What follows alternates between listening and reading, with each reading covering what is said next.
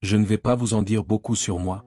Je ne raconterai pas l'histoire de ma vie ici, ne serait-ce que parce qu'elle n'est pas pertinente. Qu'il suffise de dire que je suis un type ordinaire avec un travail bien rémunéré, mais sans grand intérêt, un emploi qui me permet de poursuivre mes deux passions dans la vie, les voyages et l'histoire. Depuis mon plus jeune âge, j'ai toujours été fasciné par l'histoire, et plus particulièrement par l'histoire militaire, ayant étudié le sujet à l'école et à l'université. À l'âge adulte, je continue de dévorer des livres tout en utilisant mes temps libres pour visiter des musées et d'anciens champs de bataille à travers le monde. Je suis allé partout, des plages de Normandie aux jungles de l'Asie du Sud-Est, et j'ai visité des institutions aussi diverses que l'Imperial War Museum à Londres et le musée militaire de la Révolution du peuple chinois à Pékin. Certains pourraient qualifier cela de fascination morbide pour la mort et la destruction, mais j'ai une grande admiration et un grand respect pour ces hommes et ces femmes qui se sont battus si durement et ont souvent donné leur vie pour des causes qui leur étaient si chères, et je crois que leurs sacrifices doivent être commémorés. De même, je suis un grand adepte du vieil adage, une génération qui ignore l'histoire n'a ni passé ni avenir. En plus de mes voyages, je suis également membre de plusieurs forums et groupes en ligne, avec d'autres passionnés d'histoire militaire de diverses parties du monde. Notre objectif est non seulement de nous engager dans des débats animés, mais aussi d'échanger des connaissances et des découvertes.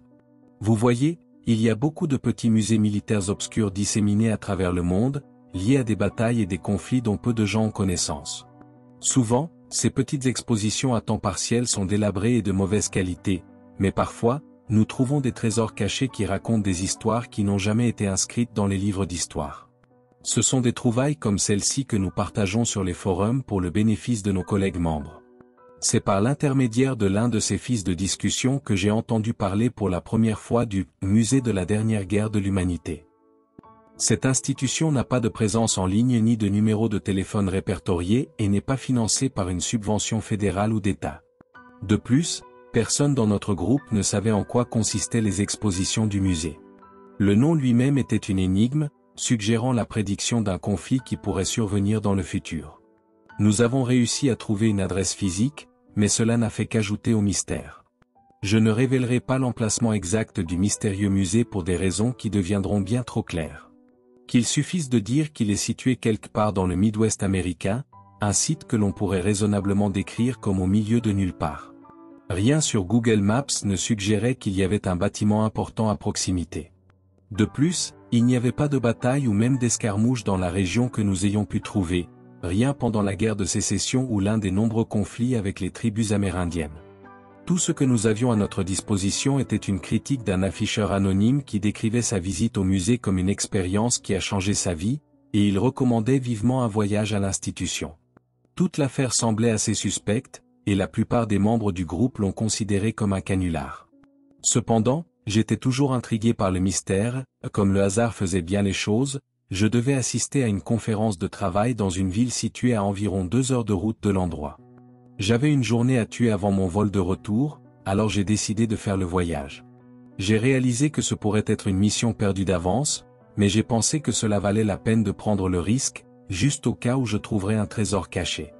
Jamais dans mes pires cauchemars je n'aurais pu imaginer ce que j'allais réellement rencontrer. Le trajet ce matin-là a été sans incident, alors que je sortais de la ville en direction de l'ouest, laissant rapidement derrière moi les banlieues verdoyantes avant de filer sur des kilomètres de terres agricoles plates. En suivant mon GPS, j'ai quitté l'autoroute et je me suis retrouvé à rouler sur une route de campagne mal entretenue et presque abandonnée. Plus je m'éloignais de la civilisation, moins j'étais confiant de trouver quelque chose d'important ici, au fin fond de nulle part. Mon cœur a coulé quand j'ai atteint l'endroit et que je n'ai rien trouvé d'autre qu'une station-service abandonnée depuis longtemps, avec de vieilles pompes rouillées et une aire de service vandalisée, sa façade vitrée brisée et son intérieur éventré. Je me suis senti tellement stupide d'avoir fait tout ce chemin pour rien. Néanmoins, j'ai décidé de sortir de ma voiture de location et de me promener autour de la structure délabrée, juste au cas où je trouverais quelque chose d'intéressant. C'est là que je l'ai vu, une silhouette solitaire émergeant de l'aire de service en ruine et marchant dans ma direction, avec un sourire large mais sinistre gravé sur ses lèvres. J'ai reculé d'un pas alors qu'il s'approchait, sa main tendue. C'était un individu à l'allure étrange, vêtu d'une veste en tweed et d'un gilet ajusté, et arborant une barbe grise bien taillée et des lunettes à monture élégantes. Son large sourire semblait forcé, et il y avait une lueur dans ses yeux d'un bleu profond qui suggérait une malice à peine dissimulée. Dans l'ensemble, l'homme avait une apparence inhabituelle, bien qu'il ne soit pas très différent des autres universitaires excentriques que l'on pourrait s'attendre à trouver dans des institutions originales. Néanmoins, il y avait quelque chose de bizarre chez lui qui m'a mis sur mes gardes. Il n'a cependant pas semblé remarquer mon malaise, car il a continué à me tendre la main tout en me parlant d'une voix douce mais clairement audible. « Bonjour, monsieur, c'est un plaisir de vous rencontrer. J'espère que votre voyage n'a pas été trop pénible ?» Je ne voulais pas lui serrer la main, mais je me suis senti obligé de le faire. Sa poignée était serrée et sa paume était glacée. Je ne savais pas trop quoi dire, alors j'ai marmonné ma réponse. « Non, c'était bien, merci. »« Oh, c'est une bonne chose à entendre, » a répondu l'homme avec enthousiasme, après qu'il ait finalement relâché ma main. « Eh bien monsieur, c'est un plaisir de vous accueillir au musée de la dernière guerre de l'humanité. Je suis le conservateur de cet établissement, et ce sera un honneur d'agir comme votre guide pour la visite de ce matin. » J'étais complètement confus à ce stade, avec un certain nombre de questions qui me traversaient l'esprit. J'ai posé la plus évidente. « Mais il n'y a pas de musée ici, n'est-ce pas ?» Le conservateur a ricané légèrement avant de répondre. « En fait, il y en a un, monsieur. Bien que je comprenne votre confusion. Notre institution est en fait située sous terre, sous nos pieds. Nous trouvons que c'est mieux ainsi, pour garder notre institution hors des cartes. » Cette explication ne m'a fait que me troubler davantage. Je ne comprends pas. Pourquoi ne voudriez-vous pas que les gens soient au courant de cet endroit? Ne voulez-vous pas encourager plus de visiteurs? Le conservateur a ri d'une manière dédaigneuse, presque moqueuse. Eh bien, monsieur, nous ne sommes pas le type d'institution qui souhaite attirer les foules. Nous ne voudrions certainement pas de bus pleins de touristes ici, n'est-ce pas? Non, monsieur, nous préférons nous adresser directement aux connaisseurs de conflits comme vous, à ceux qui sont prêts à faire l'effort supplémentaire de nous chercher. D'accord? Ai-je dit avec malaise. Toute la situation a soulevé de nombreux drapeaux rouges, et je commençais sérieusement à remettre en question ma décision de venir ici seul. Certes, le conservateur n'avait pas l'air du genre à me tirer une balle dans la tête pour voler ma voiture et mon portefeuille. Néanmoins, toute la situation était très troublante. Il n'y avait aucune chance qu'il ait pu savoir que je venais aujourd'hui, alors pourquoi cet homme était-il là à m'attendre? Cela n'avait aucun sens. Il a semblé remarquer mon malaise, cependant, me parlant d'un ton plus compatissant. « Je vois que vous avez des doutes, monsieur. C'est compréhensible. Après tout, notre petit musée est plutôt non conventionnel. Cependant, je vous promets que toutes vos questions trouveront une réponse pendant la visite.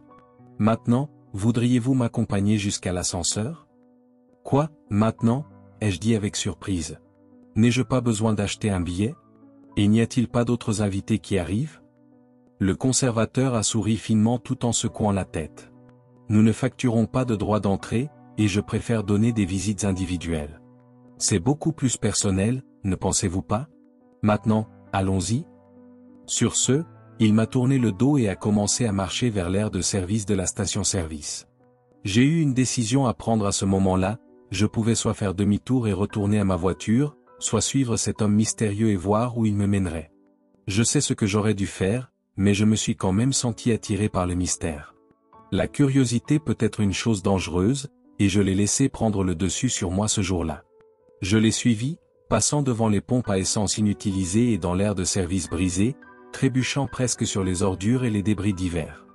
Ce n'était pas comme l'entrée d'un musée que j'avais déjà visité.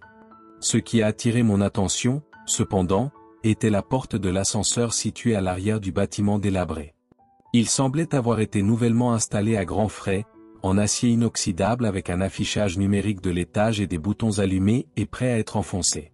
Le conservateur a appelé l'ascenseur et j'ai regardé les portes s'ouvrir. « Après vous, monsieur » a dit le conservateur, tout en faisant un geste vers l'ascenseur qui nous attendait. J'ai hésité pendant une seconde avant de m'avancer, me sentant plus qu'un peu mal à l'aise alors que le conservateur me suivait à l'intérieur et que la porte se fermait avec un bruit sourd. Je ne sais pas jusqu'où l'ascenseur est descendu dans les entrailles de la terre, mais il m'a semblé que nous descendions pendant une éternité. Tout au long de la descente, le conservateur est resté parfaitement immobile, son sourire disparut alors qu'il me fixait du regard avec des yeux impassibles. Je me suis senti nerveux à ce moment-là, car je craignais que le conservateur ne s'en prenne à moi avec l'intention de me faire du mal physique. J'ai pensé que je pourrais avoir besoin de me défendre, mais il n'a jamais bougé un muscle. J'ai ressenti un soulagement lorsque l'ascenseur a finalement atteint l'étage inférieur et que les portes se sont ouvertes avec un « ping ». Mais bien sûr, je n'avais aucune idée de ce qui se trouvait devant moi. Nous sommes sortis de l'ascenseur et le conservateur m'a conduit le long d'un long couloir en béton. J'ai réalisé à quel point j'étais exposé là-bas, alors que mon cœur battait plus vite et que je commençais à transpirer abondamment. « Qu'est-ce que c'est que cet endroit ?» ai-je demandé nerveusement. Le conservateur a répondu sans se retourner pour me faire face. « Une ancienne installation gouvernementale, que nous avons acquise pour nos propres fins ?»« Une installation gouvernementale ?» J'ai eu des images d'un ancien silo à missiles ou d'un abri anti-atomique. Cela n'a fait qu'ajouter au mystère et à mon appréhension. Finalement, nous avons atteint le bout du couloir et avons trouvé une porte de sécurité bloquant notre chemin. Le conservateur a tapé un code sur un clavier, l'ouvrant et m'invitant à l'intérieur. Lorsque j'ai franchi ces portes, je n'ai pas pu croire ce que j'ai vu, une vaste chambre souterraine, son plafond mesurant au moins 18 mètres de haut et sa longueur étant d'environ la taille de 2 terrains de football. Et le vaste bunker était rempli de matériel militaire et d'armes, de grands écrans affichant des séquences vidéo, et de tant d'expositions derrière des vitres en perspex. C'était un véritable trésor d'histoire militaire, ce qui en faisait l'un des musées les plus impressionnants que j'ai jamais vus. La seule chose qui manquait était une boutique de souvenirs. J'ai été vraiment stupéfait par ce que j'ai vu devant moi, alors que j'avançais dans un état d'émerveillement, seulement pour que le conservateur m'arrête net, en plaçant une main glaciale sur mon épaule et en me chuchotant à l'oreille. « S'il vous plaît monsieur, je dois insister pour que nous nous en tenions à la visite officielle. »« Je ne comprends pas, » ai-je répondu, « comment avez-vous obtenu tout ce matériel ? » ?»« Tout sera révélé monsieur, vous avez juste besoin d'être patient. »« Maintenant, allons-nous commencer ?» J'ai hoché la tête et me suis soumis à ses souhaits. Il m'a conduit à la première exposition, le panneau au-dessus de la section délimitée lisant « Le commencement ». Le conservateur a commencé à parler d'un ton autoritaire. Qu'est-ce que la guerre, sinon un acte de conquête? Et la conquête n'est que l'exploitation de la faiblesse. Le temps avant la guerre finale était celui du déclin, à la fois moral et physique. La civilisation humaine avait atteint son nadir au cours de la première moitié du XXIe siècle, un résultat inévitable de la corruption, des conflits, du terrorisme, des pandémies, de la cupidité et de la destruction de l'environnement. Tout cela signifiait que le moment était venu pour les ennemis de l'humanité de passer à l'action. Les ennemis de l'humanité, cette expression m'a intrigué, mais je suis resté silencieux pour le moment, espérant en savoir plus. Et bien sûr, nous avons joué notre rôle dans la promotion du chaos, en utilisant des cinquièmes colonnes pour répandre la peur et la haine. Il m'a fait signe vers un grand écran qui a soudainement pris vie. L'écran affichait des images de vidéosurveillance d'un complexe de bureaux divisés en cubicules, avec des travailleurs assis et fixant des écrans. Une seconde plus tard, un tireur solitaire armé d'un fusil d'assaut a fait irruption dans le bâtiment, tirant sans pitié sur les travailleurs non armés, les chassant à travers le complexe tout en rechargeant, massacrant au moins une douzaine de personnes avant de disparaître de l'écran, laissant du sang et des cadavres sur le sol derrière lui. La séquence suivante montrait un homme dans un manteau épais entrant dans ce qui ressemblait à un lieu de culte, avec des paroissiens agenouillés en prière le long des bancs. L'homme a marché à mi-chemin de l'allée avant d'être remarqué, jetant soudainement son manteau lourd pour révéler une bombe attachée à sa poitrine. Avant que quiconque ne puisse réagir, il a fait détonner l'appareil, et le flux de la caméra a été remplacé par du bruit. J'ai trouvé les images de ces attentats terroristes excessivement graphiques et de mauvais goût, mais je n'ai fait aucun commentaire.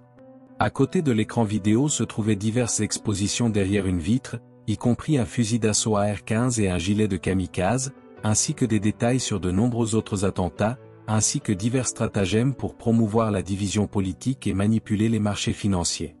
Lorsque j'ai eu fini de passer en revue les expositions et le matériel, le conservateur m'a conduit à la section suivante du musée, intitulée « La première frappe ».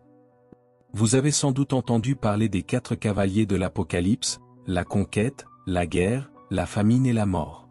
Eh bien, les cavaliers sont un peu démodés pour cette ère moderne, et nous avons donc recruté 4 pilotes à la place, des agents dormants, fiables et respectés après de longues et illustres carrières.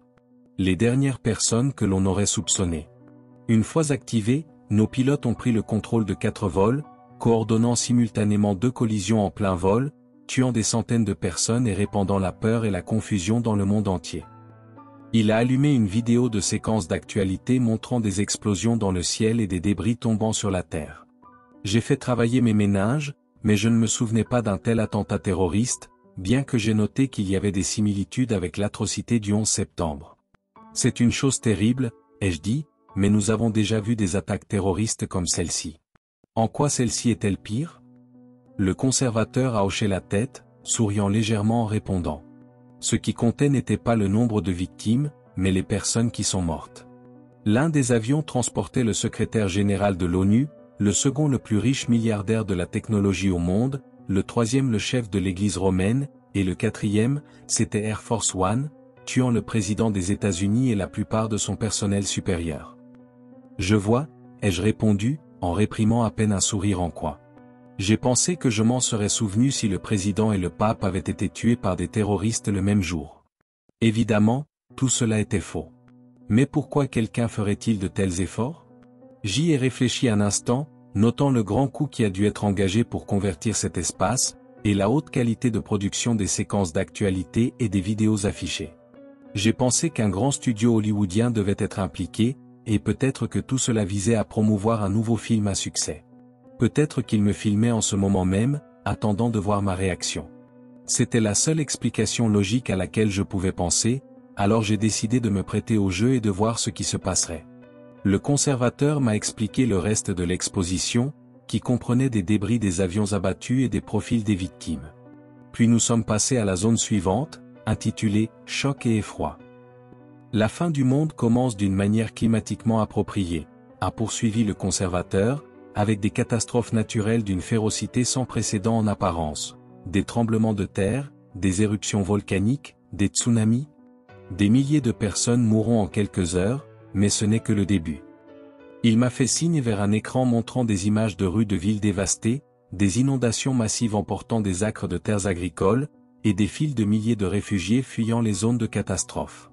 Ensuite, les nouvelles montraient des vues aériennes d'énormes et profonds gouffres, des dizaines d'entre eux répartis le long des lignes de faille sur chaque continent. Les journalistes ont expliqué que chaque trou mesurait des centaines de pieds de large et avait une profondeur inconnue, et tous les experts interrogés étaient déconcertés par leur apparition soudaine. Pendant que je regardais les images, le conservateur m'a chuchoté à l'oreille, offrant une explication avec seulement 2 mots glaçants, « bouche de l'enfer ». L'écran suivant montrait ce qui semblait être des images satellites de l'un des gouffres. J'ai été étonné de voir des dizaines puis des centaines de ce que je ne pouvais décrire que comme des boules de feu émergeant du trou et tirant dans toutes les directions, un mur de flammes comme je n'en avais jamais vu auparavant. Un narrateur parlait sur les images d'une voix monocorde, expliquant que chaque boule de feu avait la taille d'une automobile et qu'elle semblait être guidée par une puissance inconnue, chacune ayant sa propre cible spécifique. Il y a 1 millier de gouffres à travers le globe, a ajouté le conservateur, et des milliers de boules de feu émergent de chacun d'eux, ce qui signifie des millions de frappes coordonnées sur chaque État-nation de la planète. D'autres clips ont suivi, et il est devenu clair que les boules de feu étaient pratiquement imparables. Dans une scène, un missile solaire a été tiré, mais est simplement passé à travers l'orbe enflammé, ne la déviant même pas de sa course. Le clip suivant montrait un escadron de F-22 Raptors volant en formation, tous soudainement frappés en plein vol, réduits en miettes avant que leur pilote ou leur système de défense automatisé ne puisse réagir. Les images sont passées à des bâtiments emblématiques à travers le monde. La Maison Blanche, le Pentagone, Westminster, le Kremlin et le Grand Hall du Peuple, pour n'en nommer que quelques-uns. Ils étaient tous en flammes, brûlant jusqu'au sol après de multiples frappes. Je devais admettre que tout cela semblait très réaliste, même si la destruction de monuments célèbres est un peu un cliché de film catastrophe. À côté des grands écrans, il y avait un certain nombre d'accessoires exposés, y compris les restes calcinés du Resolute Desk, normalement trouvé dans le bureau ovale. L'offensive de choc et d'effroi a été un succès, a poursuivi le conservateur, paralysant les gouvernements et les commandements militaires mondiaux. La scène est prête pour le début de la campagne terrestre. Il m'a ensuite conduit à la prochaine exposition, simplement appelée « Invasion ». C'était la plus grande section du musée jusqu'à présent, et ce que j'y ai vu m'a vraiment secoué jusqu'au plus profond de mon être. Une projection sur un grand écran montrait une série d'images choquantes de carnage et de mort. La première montrait un porte-avions massif en haute mer. Le navire de guerre semblait naviguer sur des mers calmes, jusqu'à ce que l'eau autour de lui commence à bouillonner, comme si elle était en ébullition. Une énorme ombre est apparue sous la surface, le type qui ne pouvait avoir été projeté que par une créature marine d'une taille incroyable. Le Léviathan n'est pas remonté à la surface, mais a plutôt étendu ses 8 tentacules énormes, chacune mesurant de 12 à 15 mètres d'épaisseur. Les tentacules ont resserré leur étreinte mortelle autour du corps du vaste navire de guerre, utilisant une force immense pour le tirer vers le bas dans l'eau. J'ai regardé avec une horreur stupéfaite le porte-avions être tourné sur le côté, projetant des avions et des marins impuissants dans les eaux bouillantes en dessous. Ensuite, il y avait une vue aérienne d'une plage, soudainement assaillie par d'énormes créatures ressemblant à des serpents qui ont émergé des vagues, se glissant sur le sable vers une ligne de soldats et de policiers en attente, qui ont tenté de monter une défense avec peu d'effet. Ils ont tiré sur les serpents avec des fusils et des pistolets, mais les serpents ont continué d'avancer. En un instant, ils étaient au-dessus des défenseurs, dévorant littéralement les hommes en les avalant entiers. Une fois les défenses vaincues, les monstres étaient libres d'attaquer la ville au-delà. Le conservateur était resté silencieux pendant plusieurs minutes, laissant les images parler d'elles-mêmes, bien qu'il ait offert un court commentaire avant la scène suivante. Notre offensive a été aidée par des alliés locaux, bien que beaucoup d'entre eux n'aient pas été exactement des participants volontaires. Pour appuyer le propos, j'ai regardé un film d'une place ouverte, que j'ai reconnu comme étant la place Tiananmen à Pékin. Une compagnie de soldats chinois avait mis en place un périmètre défensif, seulement pour être assaillis par des milliers de civils dans un état de zombification, hurlant à la mort alors qu'ils se jetaient littéralement sur la ligne de soldats lourdement armés. Les troupes ont ouvert le feu avec toutes les armes de leur arsenal, en massacrant des centaines en quelques minutes, mais la horde a continué d'avancer, avec des zombies grimpant sur les cadavres de leurs camarades pour atteindre leur objectif. Bientôt, la horde a submergé les soldats, déchiquetant littéralement les troupes et souillant la place de leur sang et de leurs entrailles. C'était horrible, mais il y avait pire à venir. La scène suivante montrait les caméras de casques de soldats se déplaçant dans une zone boisée dans l'obscurité, utilisant la vision nocturne pour surveiller leur environnement.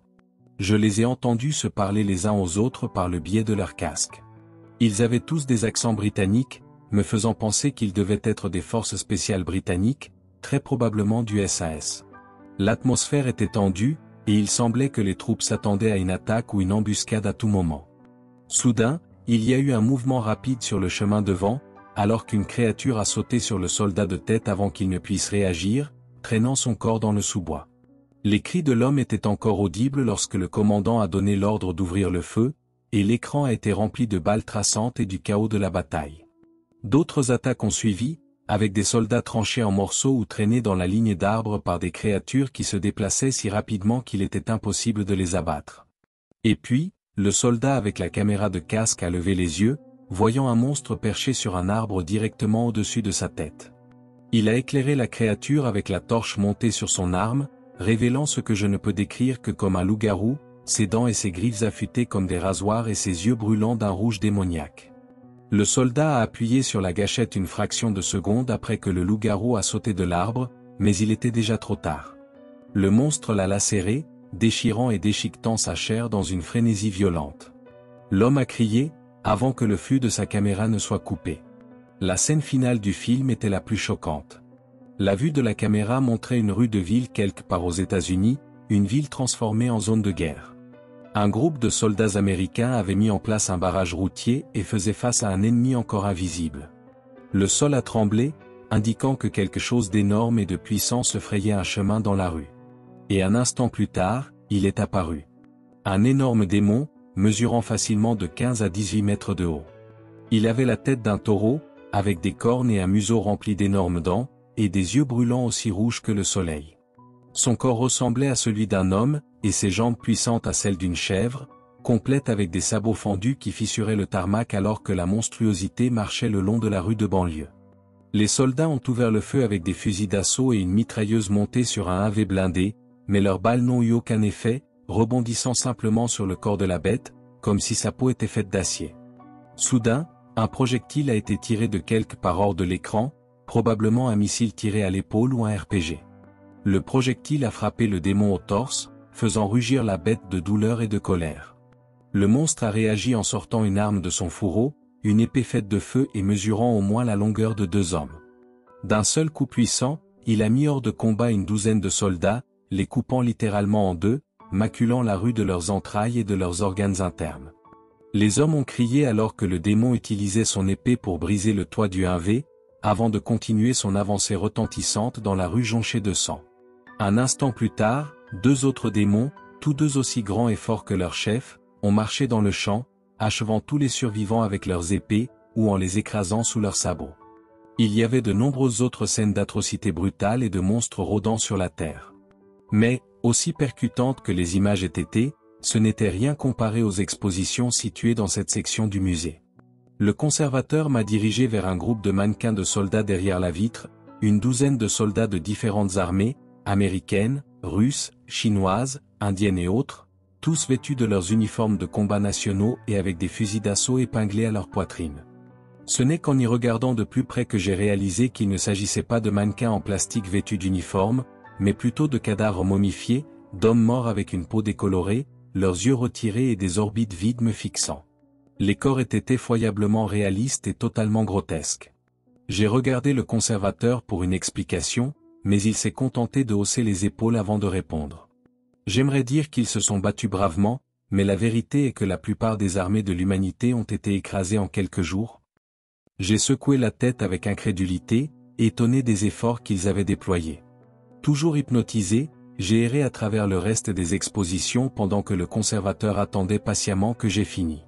Au-dessus de ma tête, suspendu au plafond, se trouvait le fuselage d'un jet F-35 Lightning. L'une de ses ailes avait été arrachée, mais il était par ailleurs presque intact. J'ai regardé son cockpit défoncé et j'ai noté que les restes calcinés du pilote étaient toujours à l'intérieur. En dessous de l'avion se trouvait un char russe T-14 Armata avec un énorme trou clairement visible à travers le sommet de sa tourelle, ce qui le faisait ressembler à une boîte de conserve percée.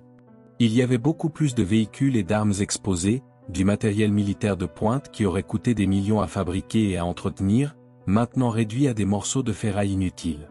C'était un spectacle extraordinaire mais horrible à voir, et j'ai commencé à m'interroger sur les motifs de ceux qui avaient mis tout cela en place. Lorsque j'ai terminé mon examen, le conservateur m'a montré un autre grand écran et m'a offert un récit supplémentaire. Les vestiges survivants des dirigeants politiques et militaires de la Terre se sont retranchés dans leurs bunkers pendant les derniers jours. Désespérés et à court d'options, ils ont autorisé des frappes nucléaires contre nos bouches de l'enfer, espérant pouvoir arrêter l'invasion. Mais hélas, ils n'ont réussi qu'à tuer des millions de leurs propres gens, tout en accélérant la destruction de la planète. L'écran montrait des images de frappes de missiles balistiques intercontinentaux, de détonations nucléaires plus brillantes que le Soleil, de nuages en forme de champignons montant dans le ciel, et de paysages dévastés, avec des villes entières réduites en ruines et en décombres. Une carte est apparue qui montrait les emplacements des frappes nucléaires, parsemées sur tout le globe. Le résultat de ces attaques coordonnées serait sûrement cataclysmique. Le conservateur m'a laissé le temps de tout assimiler avant de me conduire à la prochaine et avant-dernière section, intitulée « Les butins de guerre ». La victoire étant maintenant assurée, le moment était venu pour mon maître de revendiquer ce qui lui revient de droit, à savoir les corps et les âmes des vaincus. Il m'a conduit à travers une exposition grotesque de têtes humaines coupées, en quelque sorte préservées et montées sur des pics derrière une vitre en perspex, leurs yeux morts encore ouverts et me fixant d'une manière accusatrice. Les têtes décapitées appartenaient à des chefs politiques, militaires, d'entreprises et religieux, dont plusieurs que j'ai reconnus grâce aux nouvelles. La ressemblance était troublante, jusque dans les moindres détails. J'ai passé devant l'exposition macabre, trouvant toute l'expérience extrêmement troublante. J'ai vu le conservateur me regarder pendant que je parcourais la sinistre exposition. J'ai remarqué qu'il souriait, apparemment en prenant plaisir à mon malaise et à mon dégoût. Quand j'ai eu fini, il m'a dirigé vers un dernier écran, laissant les images parler d'elles-mêmes. Et le panneau au-dessus lisait « Un monde transformé ». La vidéo montrait des clips de paysages dévastés et sans vie, le soleil étant masqué par un épais nuage de poussière radioactive. Ensuite, il y avait l'image d'un énorme démon se tenant au-dessus d'un groupe de prisonniers vaincus, riant cruellement alors qu'il utilisait son épée de feu pour trancher les prisonniers de guerre en morceaux. Et enfin, l'horrible séquence d'une ligne de réfugiés émaciés marchant lentement à travers une terre morte, des hommes, des femmes et des enfants, beaucoup montrant les signes d'un empoisonnement avancé aux radiations, leur peau gravement brûlée et leur corps couvert de tumeurs cancéreuses. Ils étaient totalement vaincus, leur tête baissée alors qu'ils avançaient péniblement vers une destination inconnue. Plusieurs sont tombés dans la boue, si faibles qu'ils ne pouvaient plus continuer, et leurs compagnons réfugiés n'ont fait aucun effort pour aider les victimes, continuant plutôt leur macabre marche de la mort vers nulle part. Je me suis senti physiquement malade après avoir regardé ces scènes horribles, et il m'a fallu un moment pour me composer et revenir à la réalité. Tout ce que j'avais vu, tout ce à quoi il m'avait exposé, tout semblait si réel, mais je devais me rappeler que ce n'était pas possible. Je me suis retourné vers le conservateur qui se tenait silencieux à mes côtés, voulant le défier et dénoncer sa mascarade malade. « Eh bien, monsieur, ai-je commencé, c'est tout un spectacle que vous avez mis en scène aujourd'hui. De toute évidence, vous avez déployé de grands efforts et des dépenses considérables. Mais je pense qu'il est temps que vous me disiez la vérité. Quelle est la véritable histoire ici? Quel est votre programme ?» Le conservateur m'a surpris en répondant par un rire, son rire fort résonnant sur les murs. « Honnêtement, monsieur, même après tout ce que vous avez vu et entendu, vous ne croyez toujours pas? » « Bien sûr que non, ai-je reniflé avec incrédulité. Aucun des événements que vous m'avez montrés n'est arrivé dans le monde réel. »« Ils ne sont pas encore arrivés, » a-t-il répondu d'un air malicieux. « Ce que vous avez vu est le futur, c'est la destinée de l'humanité. » Maintenant c'était à mon tour de rire. « Ridicule, ai-je m'exclamé. Me prenez-vous pour un imbécile? » Le conservateur a souri, et j'ai noté une lueur malicieuse dans son œil. « Eh bien, monsieur, je peux voir que vous êtes du genre cynique. Mais ne vous inquiétez pas, nous avons une exposition privée spéciale pour les personnes comme vous, pour ceux qui ont besoin d'une preuve irréfutable. Si vous souhaitez me suivre jusqu'à l'annexe. » Il m'a conduit vers le mur du fond du bunker, où se trouvait une autre porte de sécurité. Il a rapidement tapé un code pour ouvrir la porte et révéler une chambre assombrie à l'intérieur. Avec une certaine appréhension, j'ai avancé dans l'obscurité, notant la puanteur à l'intérieur qui me rappelait un zoo ou des chenilles.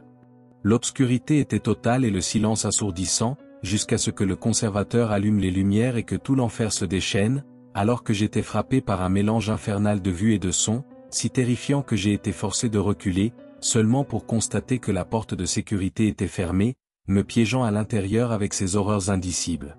Lorsque je me suis finalement senti assez courageux pour me retourner, je me suis retrouvé face à face avec une véritable armée de cauchemars, des monstres à peine contenus et fous alliés. J'ai vu une énorme boule de feu, la même que celle du film, maintenant enfermée derrière un épais écran de verre. Elle brûlait aussi vive que le soleil alors qu'elle s'écrasait contre les murs de sa prison. Et, lorsque j'ai examiné l'orbe enflammé plus en détail, j'ai juré que je pouvais voir un visage humain dans les flammes, une âme tourmentée piégée à l'intérieur. De l'autre côté de la chambre se trouvait un loup-garou assoiffé de sang, piégé dans une cage, grognant et rugissant alors qu'il essayait de se libérer, ses yeux rouges brûlants de haine alors que ses griffes et ses dents déchiraient les barreaux de métal.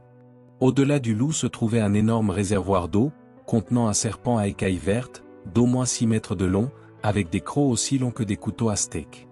Il tournait frénétiquement en rond dans le réservoir, éclaboussant l'eau trouble contre la vitre. Et le dernier, mais non le moindre, était le monstre retenu par des chaînes et derrière une vitre renforcée au fond de la chambre. Un démon si grand que ses cornes touchaient presque le plafond.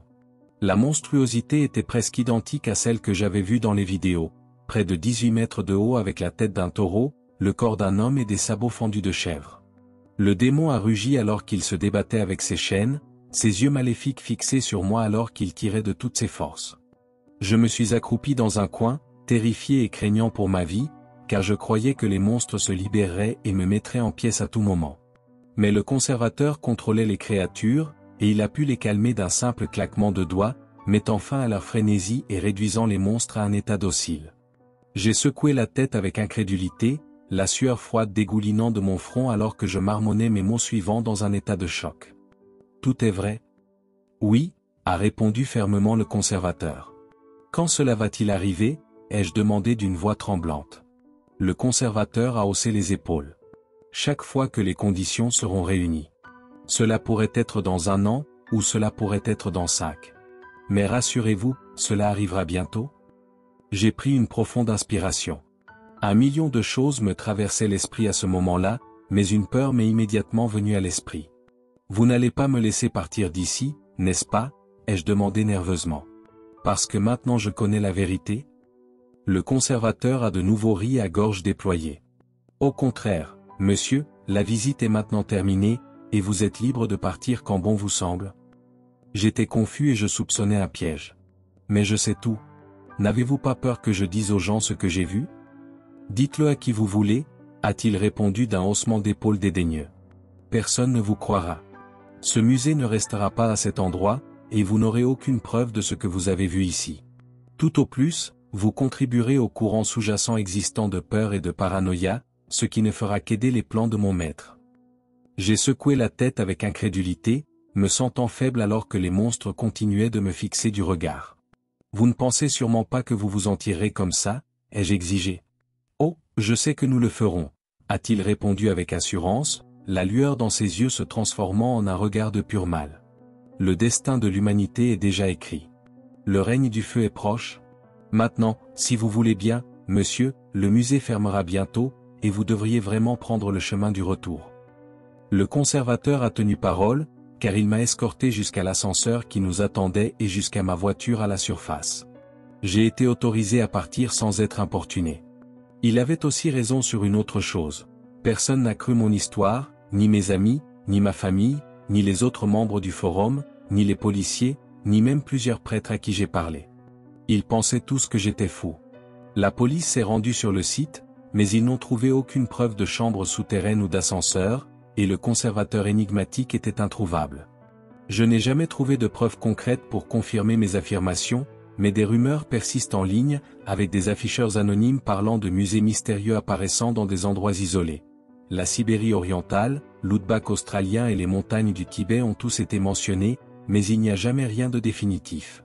Alors, je suis venu ici pour partager mon histoire, dans l'espoir sincère que quelqu'un me croira. Les choses que j'ai vues, les horreurs qui m'ont été révélées, je ne peux tout simplement pas vivre avec. Je ne crois pas que le destin de l'humanité soit inévitable. Nous devons riposter, que ce soit par des moyens conventionnels ou avec l'aide d'une puissance supérieure. Nous devons nous préparer et finalement l'emporter contre les forces du mal, car l'alternative est trop horrible à envisager.